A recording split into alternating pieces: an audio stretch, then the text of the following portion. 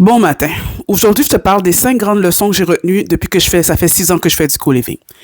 Après 6 ans, il y a beaucoup de choses que j'ai fait, des erreurs, des allers-retours et la base, en fait, de ce qui fonctionne ici, je te l'explique en 5 façons.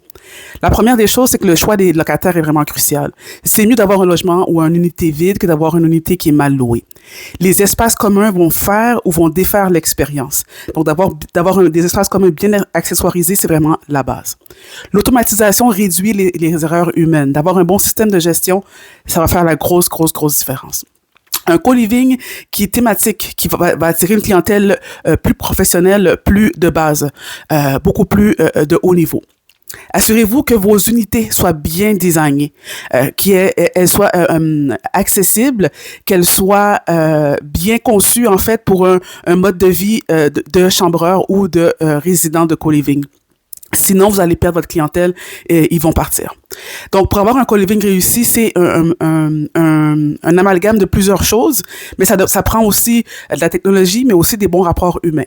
Donc, voilà pour mes 5 grandes lignes ou mes 5 grandes façons de procéder dans un co-living pour que tu puisses avoir quelque chose de performant. Si ça te parle, si tu veux avoir encore plus d'informations sur le co-living, je te prie de liker la vidéo puis de nous suivre sur nos réseaux sociaux à Résidence Léla. Merci. Sur ce, bonne journée et